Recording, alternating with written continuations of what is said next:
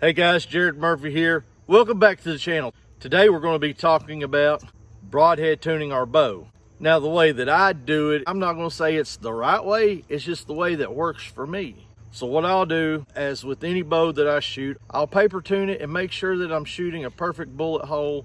And then from there I'll sight my field tips in, make sure that I'm getting good groups, and then I will move on to my broadhead. So the biggest thing I wanted to add was, these arrows have not been spine indexed. These are just your everyday run-of-the-mill Easton Axis 5mm arrows that were pulled out of the box right there at the desk at the local archery shop. How they are, straight from the factory with the factory blazer vanes on them. It's not necessarily that we're broadhead tuning our bow as much as we're broadhead tuning our arrows. You need to actually use a broadhead that you're going to hunt with, but you're going to have to sacrifice at least one broadhead, maybe two out of a pack. Just make sure, if you can use replaceable blades, replace them. If not, make sure that you have a broadhead that you can at least resharpen and it'll be ready to go back hunting. I'll take my field tipped arrow and I'll shoot it first, just to make sure that my bow is still shooting straight like it was when I sighted these in and had good groupings. And then I'll shoot my broadhead arrow and see where my broadhead is in relation to my field point or field tip. You'll probably hear me call it field point a lot because I don't know, I just do. So at that point, there's a couple options you can do. You can move your rest. So with a broadhead, always remember, when you want to adjust your rest, opposites attract. If your broadhead is shooting to the left, you're going to move your rest into the right. If your broadhead shooting to the right, you're going to move your rest to the left. Depending on how much you move your rest, it will affect your field tip flight. Now, if you're doing micro adjustments, probably not so much. So what I'll do before I ever start moving my rest is I will actually start moving this broadhead in different positions on the arrow, because you got to think, these three blades act as a guide in the air, just as these fletchings do. I always tried to start out with my blades in line with my fletching, and then from there I will start rotating my blade if I need to. And then we'll see if that moves our arrow, because a lot of times your broadhead and your vanes will fight against each other for stability in the air. So let's start flinging some arrows down the range and see how we do.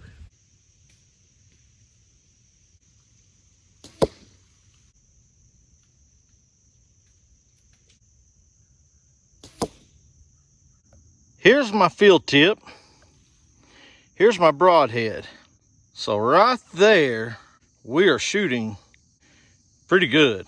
That's pretty close right there. So now that I know that this arrow is tuned, what I'm going to do is I'm going to take a Sharpie and I'm going to mark on that blade, and then I'm just going to put a mark on our arrow shafts. Now the reason I did that is because my inserts are not glued into the arrows. I'll show you what I'm going to do. I can then take my insert and tighten it down on my broadhead, and now I can take that and I'll put me some hot melt on here, and I'll push that in to where those two marks line up. Whenever I tighten it up, it's going to tighten up to that exact mark, and I don't have to worry about that arrow no more. It's not really in line with those vanes, it's just got a little bit of an offset, which that is perfectly fine. So now we're just going to move on to arrow number 2, put this broadhead on there, shoot it, and see where we land.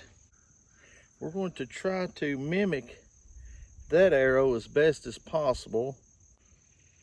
All right, that should be good.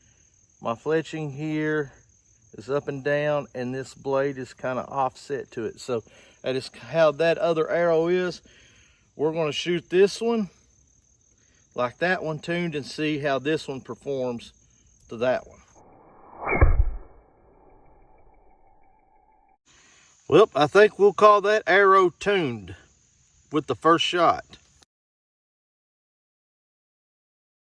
The reason I do that now is because it's hard to pull that broadhead through there. So we'll take this broadhead off, and then we'll come over here, grab our arrow, pull him out. So on this third arrow, what I did, I took the broadhead, I got one blade pointing this way, one blade pointing that way. Now, so my fletching is directly in the center of these two blades right here.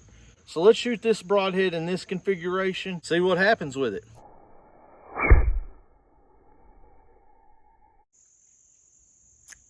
I'm going to pull that arrow back out, and then we're going to offset that broadhead and see if that changes the trajectory of that arrow.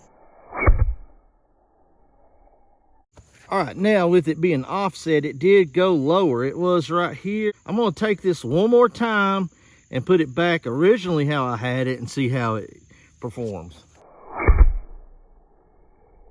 By indexing it back to its original state, it is now flying like it's supposed to. So it's not that hard to broadhead tune your arrows. Just make sure before you go hunting, sacrifice a broadhead. If it's a mechanical or a fixed blade style that can take replaceable blades, just make sure to replace those blades. If it's a cut on contact like this one here, that's a solid piece, just simply resharpen it and you're good to go. I actually got lucky on that first shot.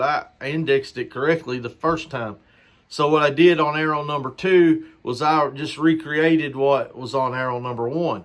Arrow number 2 shot just like arrow number 1. When I got to arrow number 3, it indexed totally different. And the reason is because the spine alignment. Now, these are just your everyday run-of-the-mill arrows. A lot of these arrows that are mass-produced are not going to be spine aligned. So therefore, they're all going to be fletched differently. And that's why if you ever buy half a dozen arrows, you'll have like 3 of them that'll group really good. And then the other 3 are kind of just real sporadic in where they hit. That's because 3 of them are spine pretty much together. And those 3 are flying out of your bow the same. And the other 3 are just kind of sporadic.